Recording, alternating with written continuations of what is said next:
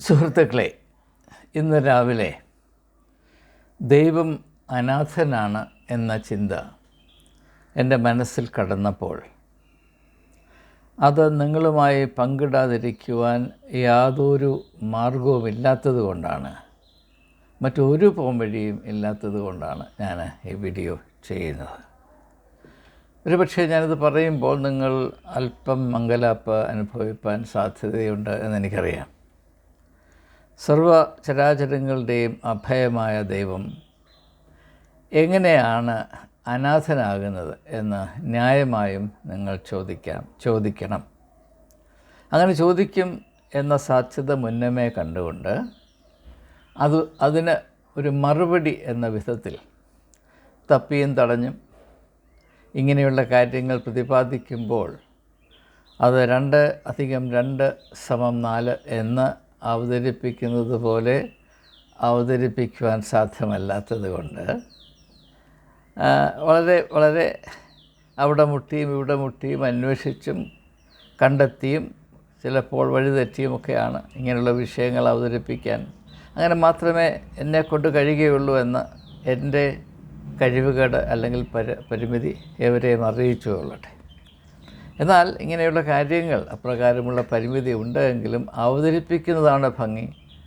അത് പൂഴ്ത്തി വച്ചിട്ട് ഒരു പ്രയോജനവുമില്ല. അങ്ങനെ ചെയ്യുന്നത് ഞാൻ ചിന്തിക്കുവാനും അന്വേഷിപ്പാനും കണ്ടെത്തുവാനും താല്പര്യമുള്ള എല്ലാ മനുഷ്യരോടും ചെയ്യുന്ന അനീതിയായിരിക്കും എന്ന ബോധ്യവും എന്നെ ഹേമിക്കുന്നത് കൊണ്ടാണ് ഇപ്രകാരമുള്ള ചിന്തകൾ പലപ്പോഴും ഭാഷയ്ക്ക് വേണ്ടതുപോലെ പറഞ്ഞറിയിപ്പാൻ പ്രകടിപ്പിക്കുവാൻ കഴിവില്ല എന്ന അവസ്ഥയിൽ പോലും നിങ്ങളുമായി പങ്കിടുവാൻ ഞാൻ സാഹസികത കാണിക്കരുത്. അപ്പോൾ ദൈവം അനാഥനാണ് എന്ന് ഞാൻ പറയുന്നത് എന്തുകൊണ്ടാണ്? അതിൻ്റെ ഒരേ ഒരു കാരണം ദൈവം സ്നേഹമാണ് എന്നതുകൊണ്ടാണ്. അപ്പോൾ നിങ്ങൾ പറയും, ഇയാൾ ഞങ്ങളെ കൂടുതൽ കുഴപ്പത്തിലാക്കിയല്ലോ, ഇതുവരെ ഉണ്ടായിരുന്ന കൊളാമറിച്ചിൽ ഇദ്ദേഹം ഇച്ചിലൂടെ കൂട്ടിയല്ലോ എന്ന് വിചാരിക്കും. പക്ഷേ വേണ്ട, അതിന് അല്പം ശമനം വരുത്തത്തക്കവണ്ണം ഞാനതിൻ്റെ യുക്തി നിങ്ങളുമായി പങ്കിടാൻ ശ്രമിക്കട്ടെ. ദൈവം അനാഥനാകുന്നത് ദൈവം സ്നേഹം തന്നെ എന്നതുകൊണ്ടാണ്. യോഹന്നാൻ തൻ്റെ ലേഖനത്തിൽ അപ്രകാരമാണല്ലോ, ദൈവം സ്നേഹം തന്നെ എന്ന് പറയുന്നു. അങ്ങനെ ദൈവം സ്നേഹം തന്നെ, സ്നേഹം ഇല്ലെങ്കിൽ ദൈവമില്ല, സ്നേഹം ദൈവത്തിൻ്റെ ഏറ്റവും ആധികാരികമായ സ്വഭാവമാണ് എന്നതുകൊണ്ടാണ് ദൈവം അനാഥനായി പോയത് എന്ന് ഞാൻ പറയുന്നതിൻ്റെ യുക്തി. ദൈവം സ്നേഹമാണ് എന്ന് പറയുമ്പോൾ അവിടെ സ്നേഹത്തെപ്പറ്റി ഒരു വിവക്ഷയുണ്ട്. അത് വെളിപ്പെടുത്തുവാൻ യോഹന്നാൻ തൻ്റെ ലേഖനത്തിൽ കൂട്ടാക്കുന്നില്ല. കാരണം അത് വിശ്വാസികളുടെ അന്വേഷണത്തിന് മാർജിനിട്ടുകൊണ്ടാണ് അദ്ദേഹം ആ ലേഖനം എഴുതുന്നത് എന്നതാണ് ഞാൻ മനസ്സിലാക്കുന്നത്. അല്ലാതെ യോഹന്നാനത് അറിയാൻ വയ്യായിരുന്നു എന്നതായിരിക്കേയില്ല. ഏതായാലും പലതും അന്വേഷിച്ച് കണ്ടെത്തുവാനുള്ള മാർജിൻ ഇട്ടുകൊണ്ടാണ് വേദപുസ്തകം രേഖപ്പെടുത്തിയിരിക്കുന്നത് എന്നാണ് കഴിഞ്ഞ അനേക ദശകങ്ങളിലുള്ള എൻ്റെ അനുഭവത്തിൽ നിന്ന് എനിക്ക് മനസ്സിലായിട്ടുള്ളത്. ദൈവം സ്നേഹം തന്നെ എന്ന് പറയുമ്പോൾ ദൈവസ്നേഹത്തിന് ഒരു പ്രത്യേകതയുണ്ട്. അല്ലെങ്കിൽ മനുഷ്യർ അനുഭവിക്കുന്ന സ്നേഹം, അല്ലെങ്കിൽ സ്നേഹത്തെപ്പറ്റിയുള്ള മനുഷ്യരുടെ ധാരണ ദൈവം സ്നേഹമാകുന്നു എന്ന സങ്കല്പത്തിൽ അടങ്ങിയിരിക്കുന്ന ധാരണ, ഇത് തമ്മിലൊരു വലിയ അന്തരമുണ്ട്. ഈ അന്തരം നിങ്ങളുടെ ശ്രദ്ധയിൽപ്പെട്ട് കാണുമെന്നാണ് ഞാൻ വിചാരിക്കുന്നത്. കാരണം നിങ്ങളെപ്പോലെ ചിന്താശീലമുള്ള ആളുകളിൽ ഈ ഒരു വ്യത്യാസം പെടാതിരിക്കാൻ ഒരു മാർഗവുമില്ല. ഞാനൊരു ചെറിയ ട്രിക്ക് പറഞ്ഞുതരാം. ഈ വീഡിയോ നിങ്ങൾ തൽക്കാലം ഒന്ന് പോസ് ചെയ്തിട്ട് ഈ ചോദ്യം നിങ്ങളുടേതായി ഒന്ന് അന്വേഷിച്ച് നോക്കുക. മനുഷ്യരുടെ സ്നേഹവും ദൈവത്തിൻ്റെ സ്നേഹവും തമ്മിലുള്ള വ്യത്യാസം എന്താണ്? ഞാനിതിനകത്ത് ഉൾപ്പെടുത്തുവാൻ ഇപ്പോൾ ശ്രമിക്കുന്ന ഈ ഉത്തരം പ്രാപിക്കുന്നതിന് മുൻപ് ഇപ്പോൾ തന്നെ ഈ ഒരു സ്റ്റേജിൽ വീഡിയോ ഒന്ന് പോസ് ചെയ്തിട്ട് നിങ്ങളൊരു 5 മിനിറ്റ് ധ്യാനിക്കുക. അപ്പോൾ നിങ്ങൾക്ക് പല കാര്യങ്ങളും നന്നേ വെളിപ്പെട്ട് വരും. അതിനുശേഷം നിങ്ങൾ ബാക്കിയുള്ള വീഡിയോ കണ്ടാൽ അതൊരു പ്രത്യേക അനുഭവമായിരിക്കും എന്നത് എനിക്ക് വളരെ വളരെ തിട്ടമാണ്, നിശ്ചയമാണ്. അപ്പം അങ്ങനെയുള്ള ഒരു സമീപനം, അപ്പോൾ നാം തുല്യ പങ്കാളികളായി തീരും. നിങ്ങൾ അന്വേഷിക്കുന്നു, അതുപോലെ ഞാൻ അന്വേഷിക്കുന്നു. നിങ്ങൾക്ക് വേണ്ടി ഞാൻ അന്വേഷിക്കുന്നു, എൻ്റെ അന്വേഷണത്തിൽ കൂടെ നിങ്ങൾ അന്വേഷിക്കുന്നു. അങ്ങനെ അന്വേഷിക്കുകയും കണ്ടെത്തുകയും ചെയ്യുന്ന ആത്മീയ ജീവചൈതന്യമുള്ള ഒരു കൂട്ടായ്മയായി, ഒരു സംഗമമായി നമുക്ക് വളർന്നു വരുവാൻ ഇടയാകും. അത് വളരെ സന്തോഷജനകമായിരിക്കും എന്നതാണ് എൻ്റെ വിശ്വാസം. അപ്പോൾ നിങ്ങൾ വീഡിയോ പോസ്റ്റ് ചെയ്ത് 5 മിനിറ്റ് ധ്യാനിച്ച് നിങ്ങളുടേതായ പരിജ്ഞാനം അല്ലെങ്കിൽ തിരിച്ചറിവ് ഇപ്പോൾ നിങ്ങളിലുണ്ട്. അതിൻ്റെ ആശ്വാസത്തിൽ ഞാൻ മുൻപോട്ട് പോവുകയാണ്. മനുഷ്യരുടെ സ്നേഹം പരിമിതമാണ്, അതിൻ്റെ സ്കോപ്പ് പരിമിതമാണ്. അപ്പോൾ നമ്മൾ എത്ര പേരെ സ്നേഹിക്കുന്നുണ്ട്? നമ്മുടെ സഭയിലെ കമ്മ്യൂണിറ്റി കോൺഗ്രിഗേഷനിലെ തന്നെ ഒരു 10-1 പേരെ നമ്മൾ സ്നേഹിക്കുന്നില്ല. പരിചയമുണ്ട്, അതുകൊണ്ട് സ്നേഹമുണ്ട് എന്ന് പറയാൻ സാധ്യമല്ല. സ്നേഹം അതിൻ്റെ അർത്ഥത്തിൽ നാം മനസ്സിലാക്കി ആ മാനദണ്ഡം വെച്ച് അളന്ന് നോക്കുമ്പോൾ നമ്മൾ നമ്മുടെ കൂടെ ഇരുന്ന് ആരാധിക്കുന്ന ആളുകളിൽ 10-1 പേരെ പോലും നാം സ്നേഹിക്കുന്നില്ല. വേണ്ട, ഒരു ഭവനത്തിൽ മാതാപിതാക്കന്മാർ പോലും അവരുടെ മക്കളെ, ഇപ്പം 5 മക്കളുണ്ട്, പണ്ടൊക്കെ ആണെങ്കിൽ 9 മക്കൾ, 12 മക്കൾ, 14 മക്കൾ. നമുക്കറിയാം, കേരളത്തിൻ്റെ ഗവർണറായിരുന്ന വി ഗിരി, വരാഹഗിരി വെങ്കിടഗിരിക്ക് 14 മക്കളായിരുന്നു. പക്ഷെ അദ്ദേഹവും കുടുംബാസൂത്രണത്തെപ്പറ്റി സമർത്ഥമായി പ്രസംഗിക്കുമായിരുന്നു എന്ന് നമുക്കറിയാം. വരാഹഗിരി വെങ്കിടഗിരി. അദ്ദേഹത്തിൻ്റെ മകൾ ഡൽഹിയിൽ ഇപ്പോഴും ജീവിച്ചിരിപ്പുണ്ട്. മരുമകൾ ഉണ്ട്. അവരുമായി വിമൻസ് ഗിൽഡ് എന്ന് പറയുന്ന ഒരു ഓർഗനൈസേഷൻ അവരുടെ സ്വന്തമാണ്. അതിൻ്റെ പല മീറ്റിങ്ങിലും പങ്കെടുക്കുകയും പ്രസംഗിക്കുകയും ഒക്കെ ചെയ്യാൻ എനിക്ക് അവസരം ലഭിച്ചിട്ടുണ്ട്. അപ്പോൾ ഞാൻ പറഞ്ഞു വന്നത്, ഒരു കുടുംബത്തിൽ 5 മക്കളുണ്ടെന്ന് അല്ലെ 3 മക്കളുണ്ടെന്ന് വിചാരിക്കും. അവരെ 3 പേരെയും ഒരുപോലെയല്ല മാതാപിതാക്കന്മാർ സ്നേഹിക്കുന്നത്. സ്നേഹത്തിൽ ഏറ്റക്കുറവുകൾ ഉണ്ടായിരിക്കും. എന്നാൽ അങ്ങനെ ഏറ്റക്കുറവുകൾ വരുന്നത് മനുഷ്യരുടെ പരിമിതി കൊണ്ടാണ്. ദൈവം ഈ പരിമിതികൾക്ക് അപ്പുറത്താണ്. അതുകൊണ്ടാണ് ദൈവമാകുന്നത്. ഗോഡ് ഈസ് ഇൻഫിനിറ്റ് എന്ന് പറയത്തില്ല. ഇൻഫിനിറ്റ് എന്ന് പറഞ്ഞാൽ പരിധികളില്ലാത്ത. ഹ്യൂമൻ ബീയിങ്സ് ആർ ഫൈനൈറ്റ് എന്ന് പറഞ്ഞാൽ നമുക്ക് പരിമിതികൾ ഉണ്ട്. നാം എന്ത് ചെയ്താലും ഒരു പരിമിതിയുണ്ട്. ഇപ്പോൾ കാണാൻ ഇത്ര മാത്രമേ നമുക്ക് കാണാൻ സാധ്യമാകുകയുള്ളൂ. എല്ലാം നമുക്ക് കാണാൻ സാധ്യമല്ല. ഒരു കാര്യം, ഒരു ചെറിയ സംഭവം തന്നെ നമ്മോട് പറഞ്ഞാൽ അല്ല, ചില അംശങ്ങൾ മാത്രമേ നാം കാണുകയുള്ളൂ. ഇപ്പോൾ ഈ പെൻസിൽ ഞാൻ കാണുമ്പോൾ ഇതിൻ്റെ ഈ ഭാഗം മാത്രമേ എനിക്ക് കാണാൻ സാധ്യമാകുകയുള്ളൂ, ഈ ഭാഗം എനിക്ക് കാണാൻ സാധ്യമല്ല. അപ്പോൾ എങ്ങനെ നോക്കിയാലും മനുഷ്യൻ പരിമിതികളുടെ ഒരു സമാഹാരമാണ്, ഒരു സമ്മേളനമാണ്. പക്ഷെ പലപ്പോഴും നാം മറന്നു പോകുന്ന ഒരു യാഥാർത്ഥ്യം ഞാനങ്ങ് സൂചിപ്പിച്ചു എന്നേ ഉള്ളൂ. പലരുടെയും വിചാരം അവർ ദൈവത്തേക്കാൾ അപ്പുറത്താണ്. പ്രത്യേകിച്ച് ഏതെങ്കിലും ഒരു കസേരയിൽ കയറിയിരുന്ന പിന്നെ പറയുകയും വേണ്ട. അപ്പോൾ ഇങ്ങനെയൊക്കെ നമ്മുടെ വികൃതികൾ അത് മനസ്സിലാക്കാൻ നമുക്ക് സാധിച്ചാൽ പിന്നെ പ്രശ്നമില്ല. അതിൻ്റെ കാരണം എന്താണ്? അപ്പോൾ നമ്മുടെ പരിമിതി കൊണ്ട് നമുക്ക് എല്ലാവരെയും തുല്യമായി കാണുവാനോ സ്നേഹിക്കുവാനോ സാധ്യമല്ല. ലോകത്തിൽ സമത്വം ഉണ്ടെന്നൊക്കെ പറയുന്നത് വെറുതെയാണ്, നിങ്ങളത് വിശ്വസിക്കരുത്. നീതി, സമത്വം, സാഹോദര്യം എന്നൊക്കെ പറയും. നമ്മുടെ ഇന്ത്യൻ കോൺസ്റ്റിറ്റ്യൂഷൻ്റെ പ്രിയാമ്പിളിൽ 4 പ്രത്യേകിച്ച ഉള്ള മൂല്യങ്ങളാണ് അല്ലെങ്കിൽ ആദർശങ്ങളാണ് കുറിച്ചിരിക്കുന്നത്. ആദ്യം നീതി, ജസ്റ്റിസ്. 2 സ്വാതന്ത്ര്യം. 3 സമത്വം. 4 സാഹോദര്യം. Justice, liberty, equality, fraternity. ഇത് 4 ഇതേതെങ്കിലും യഥാർത്ഥത്തിൽ പാലിക്കപ്പെടുമെന്നോ നിങ്ങൾക്ക് അവകാശമാകുമെന്നോ നിങ്ങൾ വിചാരിക്കുന്നുണ്ടോ?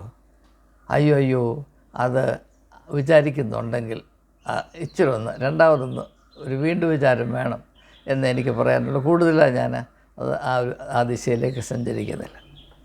കാരണം എന്താണെന്ന് ചോദിച്ചാൽ മനുഷ്യരെല്ലാവരും പരിമിതിയുള്ളവരാണ്.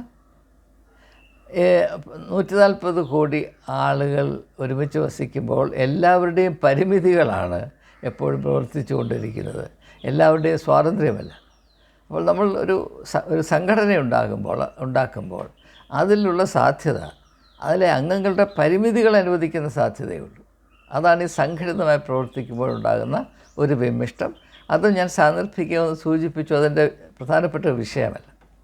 അപ്പോൾ ഞാൻ പറഞ്ഞു വന്നത്, മനുഷ്യൻ്റെ പരിമിതികൾ അവൻ സ്നേഹത്തെ എങ്ങനെ അറിയുന്നുവെന്നും സ്നേഹം എപ്രകാരം പ്രവൃത്തി പഥത്തിൽ കൊണ്ടുവരുന്നു, അല്ലെങ്കിൽ അവൻ എപ്രകാരം സ്നേഹിക്കുന്നു എന്നതും ഇതിനെയൊക്കെ കാര്യമായി ബാധിക്കുന്നുണ്ട്, പരിമിതപ്പെടുത്തുന്നുണ്ട്. ഇത് വ്യക്തമായി നാം ധരിക്കേണ്ട കാര്യമാണ്.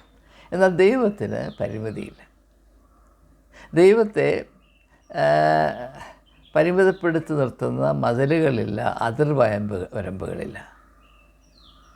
അങ്ങനെയുള്ള ദൈവം സ്നേഹമാകുന്നു എന്ന് പറയുമ്പോൾ തീർച്ചയായും ആ സ്നേഹം പരിശുദ്ധമായി സാർവലൗകികമായിരിക്കും, പ്യുവർലി യൂണിവേഴ്സൽ. ദൈവം സ്നേഹം തന്നെ എന്ന് പറയുമ്പോൾ നാം ആദ്യമായി മനസ്സിലാക്കേണ്ടത് ദൈവം സാർവലൗകികമാണ് എന്ന് മാത്രവുമല്ല, നമ്മുടെ ലോകത്തിനും അതീതമാണ്, കോസ്മിക്, ട്രാൻസെൻഡൻ്റൽ. പക്ഷെ നാം എന്തു ചെയ്യും? ദൈവം സ്നേഹമാണെന്ന് പറയുകയും ആ ദൈവത്തെ നമ്മുടെ മതപരമായ കയ്യാലയ്ക്കുള്ളിൽ അടക്കി നിർത്തുകയും ചെയ്യും. ഒക്കുമെങ്കിൽ നമ്മുടെ ഓരോരോ കൊച്ചു പള്ളിയുടെ ഉള്ളിൽ കൊണ്ടിരുത്തുകയും ചെയ്യും. ഇതിനകത്ത് മാത്രം ദൈവത്തിൻ്റെ സ്നേഹം. പിന്നെ പുരോഹിതൻ മുറിച്ചു തരുന്ന അപ്പക്കഷ്ണം മാത്രം ദൈവത്തിൻ്റെ സ്നേഹം. വരുന്ന സ്പൂണിൽ ഒഴിച്ചു തരുന്ന മുന്തിരിച്ചാറ് മാത്രം ദൈവത്തിൻ്റെ സ്നേഹം. ഇങ്ങനെയുള്ള വൈകൃതങ്ങൾ, തികച്ചും ബാലിശമായ, പ്യൂറൈൽ, സിലി, അബ്സല്യൂട്ട്ലി സ്റ്റുപ്പിഡ് ആശയങ്ങളെ കൊണ്ടാണ് നമ്മൾ വലിയ മതപരമായ മാറുപിരിച്ച് നടക്കുന്നത് എന്ന് ദയവായി തിരിച്ചറിയണമേ എന്നൊരു അപേക്ഷ എനിക്കുണ്ട്. കാരണം അതിൽ കുറച്ച് ഒന്നുകൊണ്ടും നമുക്ക് ദൈവത്തെ അറിയുവാനോ ദൈവത്തിൻ്റെ സ്നേഹം എന്താണെന്ന് അറിയുവാൻ ആരംഭിക്കാൻ പോലും സാധ്യമല്ല എന്നതാണ് എൻ്റെ ഉത്തമമായ ബോധ്യം. അത് അറിയിക്കുവാൻ എനിക്ക് കടമയുണ്ട്. ഞാൻ ആ കടമ ഇതാ നിർവഹിക്കുന്നു എന്ന് മാത്രം. അപ്പോൾ ദൈവം സ്നേഹം തന്നെ എന്ന് പറയുമ്പോൾ ആ സ്നേഹം ഈ ചരാചരങ്ങളെയും ഈ ബ്രഹ്മാണ്ടത്തെ ആകമാനവും, ദ എൻറ്റയർ കോസ്മോസ്, അതിനെ മുഴുവനും ഉൾക്കൊള്ളുന്ന സ്നേഹത്തിൻ്റെ വെളിച്ചമാണ് ദൈവം.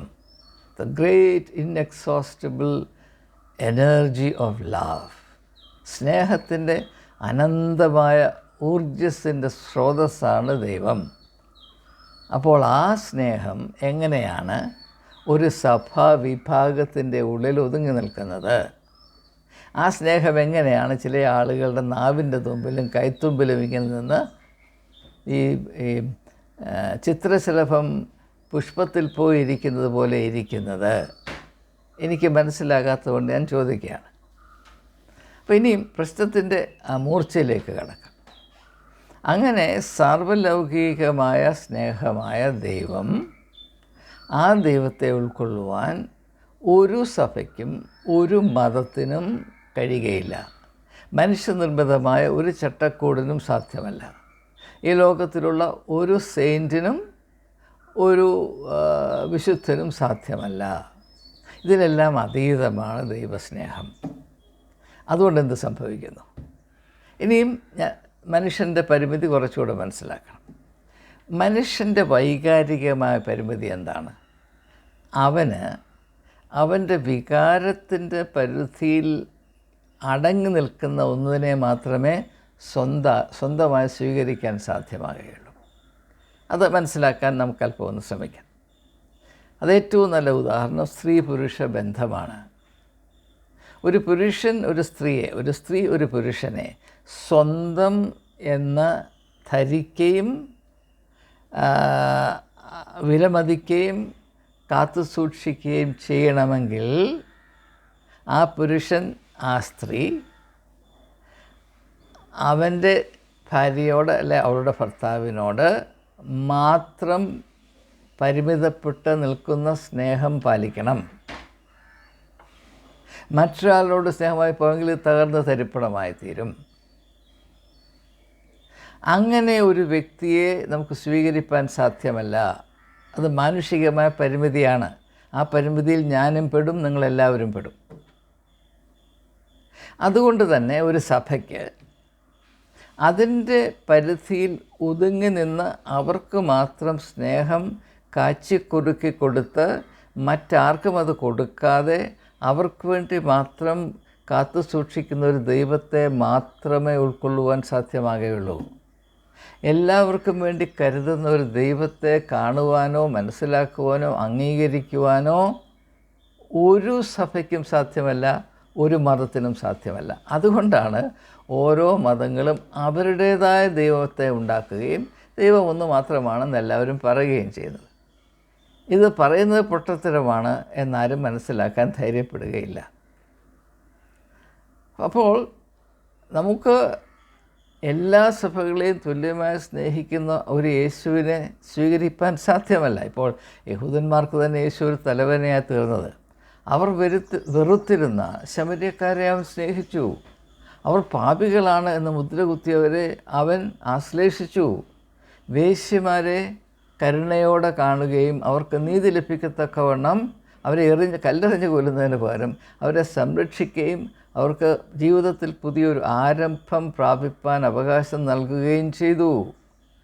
അവർ വലിച്ചെറിഞ്ഞു കളഞ്ഞിരുന്ന കുഷ്ഠരോഗികളെ അവൻ തൊട്ടു സൗഖ്യമാക്കി. യഹൂദൻ നിർമ്മിച്ചു വെച്ച വിവേചനത്തിൻ്റെ എല്ലാ ഭിത്തികളെയും, വേർപാടിൻ്റെ എല്ലാ ഭിത്തികളെയും യേശു തകർത്ത് കളഞ്ഞു. കാരണമെന്താണ്? യേശു ദൈവത്തിൻ്റെ സ്നേഹത്തിൻ്റെ മൂർത്തിമത് ഭാവമാണ്. ആ സ്നേഹം നിലനിൽക്കുന്നിടത്തോളം കാലം മനുഷ്യനിർമ്മിതമായ ഒരു വിവേചന ഭിത്തിയും സ്വീകാര്യമല്ല. സ്നേഹം അതിൻ്റെ ആധികാരികതയിൽ എവിടെയൊക്കെ പ്രവർത്തിക്കുന്നുവോ അതൊരു വലിയ നശീകരണ ശക്തിയാണ്, ഒരു സബ്വേഴ്സീവ് ഫോഴ്സാണ്. എന്താണ്? മനുഷ്യനിർമ്മിതമായ എല്ലാ സങ്കല്പങ്ങളെയും പരിമിതികളെയും അത് നശിപ്പിച്ച് കളയും, അതിജീവിച്ച് കളയും. അതുകൊണ്ടാണ് എല്ലാ കാലങ്ങളിലും എല്ലാ സംസ്കാരങ്ങളിലും മനുഷ്യൻ സ്നേഹത്തെ ഏറ്റവും അധികം ഭയന്നത്, ഇപ്പോഴും ഭയക്കുന്നത്. മനുഷ്യൻ ഭയക്കുന്നത് കോപത്തെയോ വെറുപ്പിനെയോ അല്ല. Human beings do not dislike hate, spite. Human beings do not fear hate. Human beings fear love. കാരണം എന്താണ്? സ്നേഹം അതിരുകളെ കവച്ച് വയ്ക്കുന്നു. എൻ്റെ നല്ല ഉദാഹരണമാണ് കേരളത്തിൽ സിർലു മർവാർ സഭയുടെ മെത്രാന് ആയ കാഞ്ഞിരക്കാട്ട് പിതാവ് അദ്ദേഹത്തിൻ്റെ പെൺമക്കളെ മുസ്ലിം യുവാക്കന്മാർ സ്നേഹിച്ച് പ്രേമിച്ച് കൊണ്ടുപോകുന്നേ എന്ന് കരയാൻ മാറത്തടിച്ച് നിലവിളിക്കുകയാണ് ഒരു പരിശുദ്ധൻ. എന്താണ്? ലവ് ജിഹാദ്, ലവ് ജിഹാദ്, ലവ് ജിഹാദ്. സ്നേഹമിതാ ഒരു വലിയ മാരകമായ ആയുധം പോലെ ഞങ്ങൾക്കെതിരെ ഉപയോഗിക്കുന്നേ, ഓടിവായോ സഹായിക്കണേ എന്ന് മാറത്തടിച്ചുകൊണ്ട് മെത്രാൻ വെളിംപ്രദേശത്ത് നിന്ന് കരയുകയാണ്. അദ്ദേഹത്തിൻ്റെ കണ്ണീരൊപ്പാൻ ആർക്ക് കഴിയും? കാരണം എന്താണ്? സ്നേഹം എന്താണ് എന്നറിയാൻ വയ്യാത്തത് കൊണ്ടാണ്, അല്ല ഒരുപക്ഷെ അറിയുന്നത് കൊണ്ടാണ്. സ്നേഹമുള്ളിടത്ത് അതിരുകൾ മുറിച്ച് മാറ്റപ്പെടും. സ്നേഹത്തെ ഒരു അതിരിനകത്ത് വെച്ച് മോർച്ചറിയിൽ ശവം വെച്ചിരിക്കുന്നത് പോലെ അത് പൂട്ടി സുരക്ഷിതമായി വെക്കാൻ സാധ്യമല്ല എന്നറിയുന്ന ഒരു വ്യക്തി മാറത്തടിച്ച് നിലവിളിച്ചു പോകും. അയ്യോ എൻ്റെ പെൺകുട്ടികളെ കൊണ്ടുപോകുന്നേ. ആരും കൊണ്ടുപോയതല്ല, അവർ ആരെ പ്രേമിച്ച് പോയതാണ്. അപ്പോൾ അവർ പ്രേമിക്കരുത് എന്ന് പറയാൻ ധൈര്യമില്ലാതെ അവരെ പ്രേമിച്ചുകൊണ്ടാൽ കൊണ്ടുപോകുന്നേ, അവരെ പോലീസ് പിടിക്കണേ എന്ന് പറയത്തക്കവണ്ണം നാം അത്ര സില്ലിയാണ്, സ്റ്റുപ്പിഡാണ്. ഇത് പറഞ്ഞാൽ മനസ്സിലാകുകയില്ല. ഇതെല്ലാം മതം നമ്മുടെ മേൽ അടിച്ചേൽപ്പിക്കുന്ന വൈകാരികവും ബൗദ്ധികവുമായ വൈരൂപ്യങ്ങളാണ്, അഗ്ലിനെസ്സാണ്, മോറൽ ഇൻ്റലക്ച്വൽ അഗ്ലിനെസ്.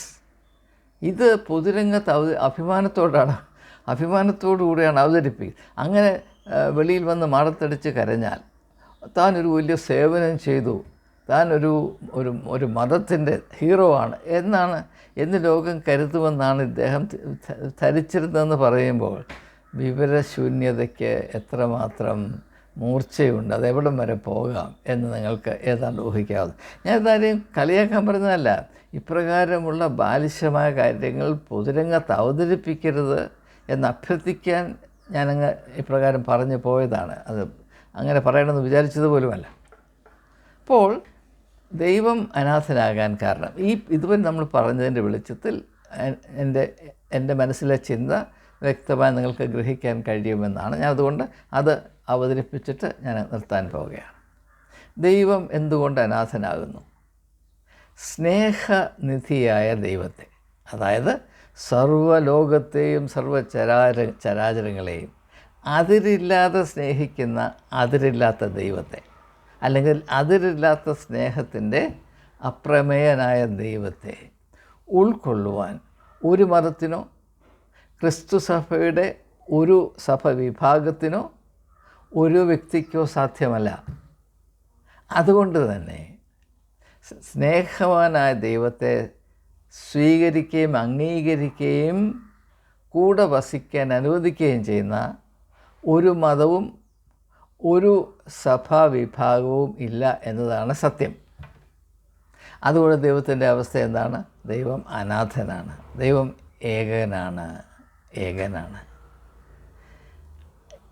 ഈ ഒരു യാഥാർത്ഥ്യം നാം തിരിച്ചറിയണം. ഇത് തിരിച്ചറിയുമ്പോൾ എന്ത് സംഭവിക്കും? അതും കൂടെ സൂചിപ്പിക്കേണ്ട ആവശ്യമുണ്ടല്ലോ. ഇത് നാം തിരിച്ചറിയുമ്പോൾ സംഭവിക്കുന്ന ഏറ്റവും വലിയൊരു പ്രയോജനം എന്താണ്? നാം ദൈവത്തെപ്പറ്റി വച്ചു പുലർത്തുന്ന സങ്കല്പങ്ങൾ നമുക്ക് ഏറ്റവും ദൃഢമായി അറിയാവുന്ന കാര്യം, that about which we are so cocksure, എന്താണ്? ദൈവത്തെ നമുക്ക് നന്നായിട്ട് അറിയാം. നമുക്ക് നമ്മളെ തന്നെ അറിഞ്ഞുകൂടാ, കൂടെ വസിക്കുന്ന ആരെയും നമുക്ക് അറിഞ്ഞുകൂടാ. നമുക്ക് ആത്യന്തികമായി എ തൊട്ട് ഇസഡ് വരെ ആൽഫ ആൻഡ് ഒമേഗ അറിയാവുന്ന ഒറ്റ കാര്യമേ ലോകത്തുള്ളൂ, അത് ദൈവമാണ്. എന്നാൽ ദൈവം അപ്രമേയമാണെന്ന് പറയുകയും ചെയ്യും. അപ്പോൾ ദൈവത്തെപ്പറ്റി അത്ര നിശ്ചയമാണ് നമുക്ക്. പ്രത്യേകിച്ച് മതപരമായൊരു സ്ഥാനം കൂടെ ഉണ്ടെങ്കിൽ അവർ വിഭാവന ചെയ്തതിനപ്പുറത്ത് ദൈവത്തിനൊരു വ്യക്തിത്വമില്ല, അല്ലെങ്കിൽ ദൈവത്തിനൊരു അസ്തിത്വമില്ല. ഉണ്ടെന്ന് പറഞ്ഞാൽ അവർ ഇവിടെ കത്തിച്ച് കളയും, മനസ്സിലാക്കണം. എന്നാൽ മതത്തിൽ ആദ്യമായി നാം പ്രാപിക്കേണ്ട അറിവെന്താണ്? ദൈവത്തെപ്പറ്റി മനുഷ്യൻ സൃഷ്ടിച്ചിട്ടുള്ളതും മറ്റുള്ളവരിൽ നിന്ന് നമുക്ക് കടമെടുക്കാവുന്നതുമായ എല്ലാ അറിവുകളും എല്ലാ സങ്കല്പങ്ങളും അപകടകരമായ സ്ഥാനത്താണ്, dangerously inadequate and out of place. അതുകൊണ്ട് ദൈവത്തിൻ്റെ പേരിൽ ഈ രക്തച്ചൊരിച്ചിൽ പാടില്ല. ഈ ചവിട്ട് നാടകം നിങ്ങൾ കളിക്കരുത്. ഈ വഞ്ചനയുടെയും അതിക്രമത്തിൻ്റെയും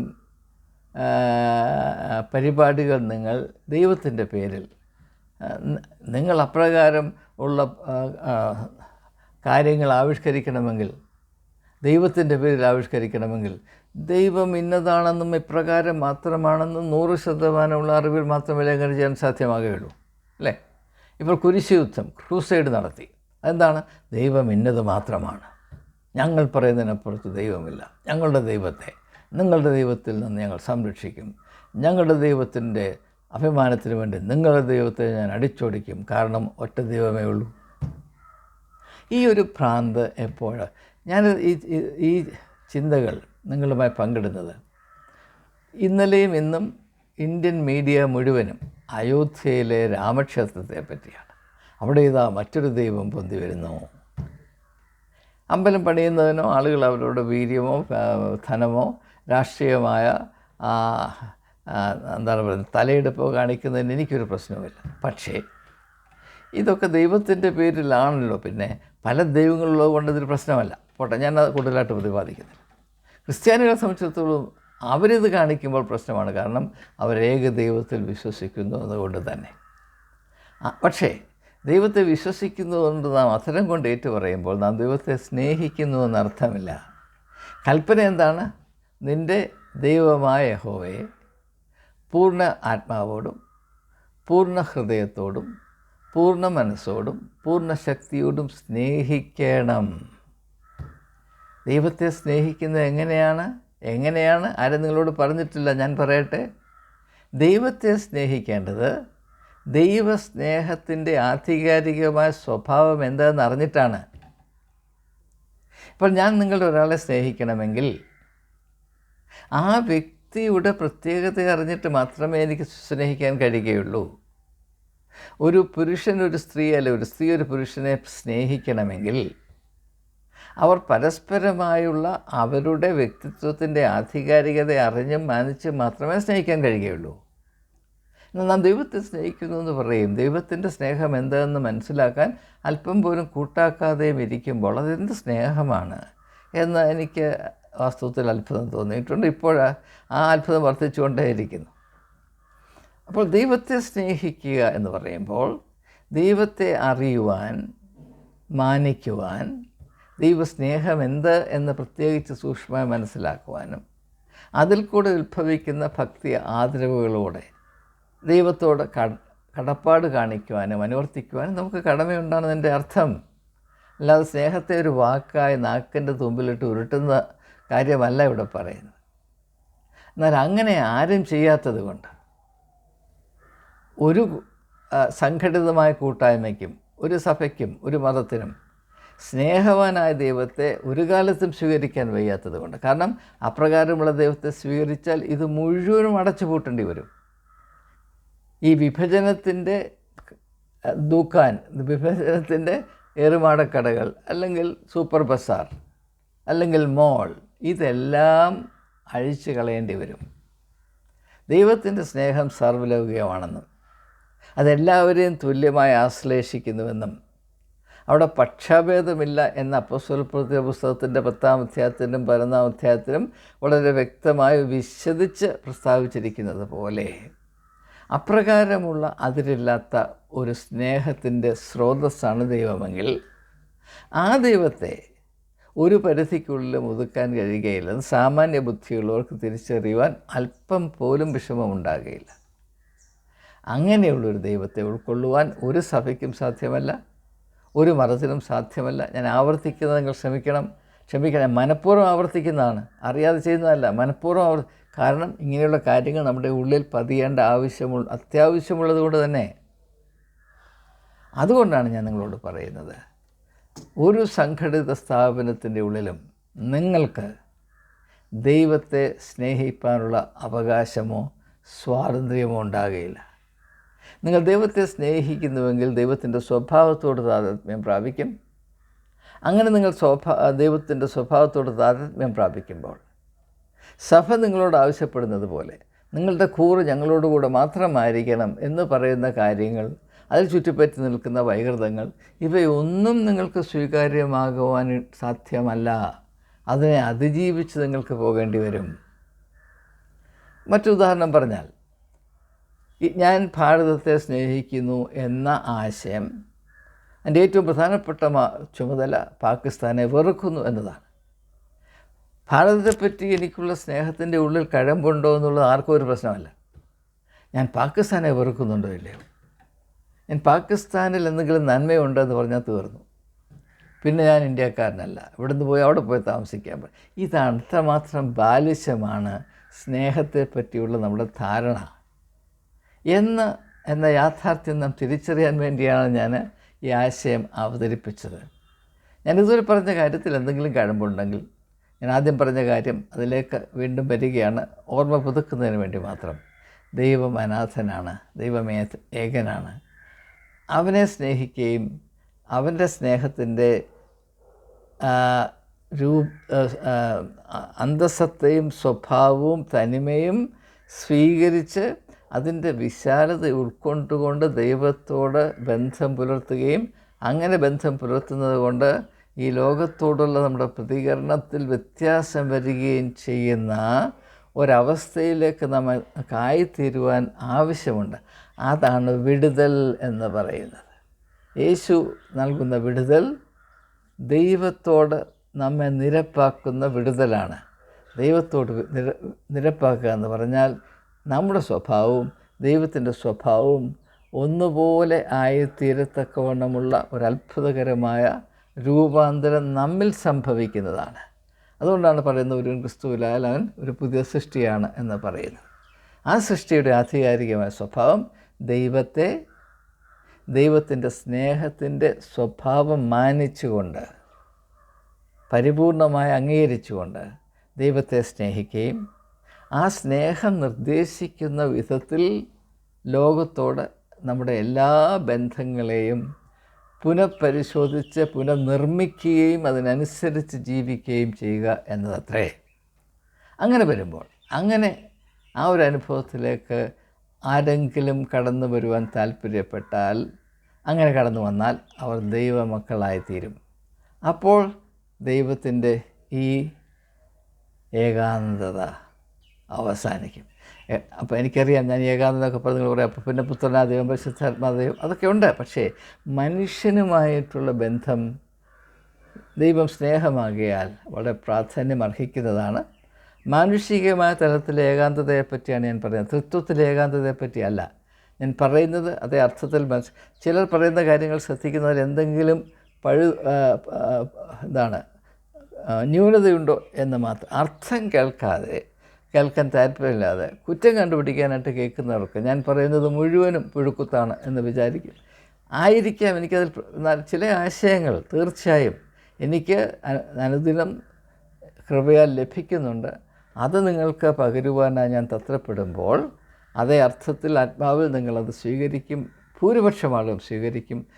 കുറഞ്ഞ പക്ഷം ഇതിനെപ്പറ്റി നന്നേ ചിന്തിക്കും എന്ന പ്രത്യാശ, ആ പ്രത്യാശ നിലനിർത്തത്തക്കവണ്ണം നിങ്ങൾ നിരന്തരമായി പ്രതികരിച്ചു കൊണ്ടേയിരിക്കുന്നതിലുള്ള സ്നേഹം കൂടെ, നന്ദി കൂടെ രേഖപ്പെടുത്തി വിരമിക്കുന്നു.